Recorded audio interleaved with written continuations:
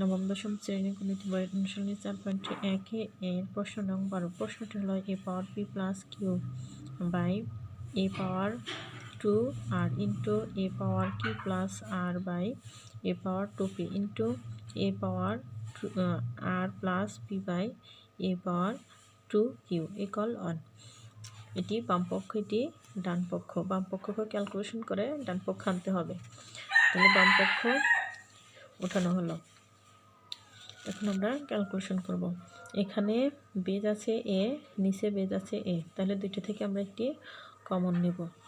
উপরে P plus Q আছে, সূচকের ক্ষেত্রে ভাগ থাকলে বিয়োগ হয়, তাহলে বিয়োগ 2r ইন্টু ইন্টু এখানে আছে বেজ এ, বেজ এ, তাহলে দুইটা থেকে আমরা একটি কমন নেব।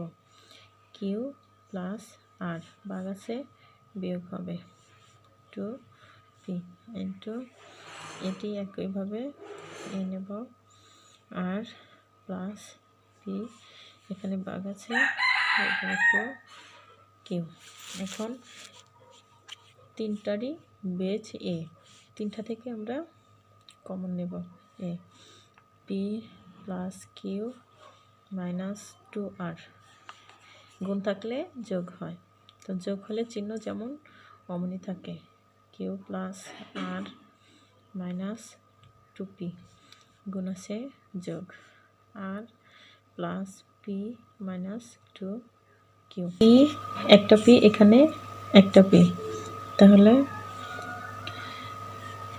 2p, এখানে একটা কিউ, এখানে একটা কিউ, তাহলে প্লাস 2q। তারপরে এখানে একটা আর এখানে একটা, প্লাস 2r, এখানে পাচ্ছে মাইনাস 2r, এখানে পাচ্ছে মাইনাস 2p, এখানে পাচ্ছে মাইনাস 2q। তাহলে 2p প্লাসের 2p মাইনাসের কেটে যায়, 2q প্লাসের 2q মাইনাসের কেটে যায়, 2r মাইনাসের 2r মাইনাসের কেটে যায়, তাহলে এ কোনো কিছু নাই মানে 0। 0 থাকলে এর পাওয়ার 0 থাকলে সূচকের ক্ষেত্রে 1 হয়। এটি সমান ডান পক্ষ। ডান পক্ষ 1 দেওয়া ছিল তাই 1 এসেছে। সুতরাং বাম পক্ষ সমান ডান পক্ষ প্রমাণিত।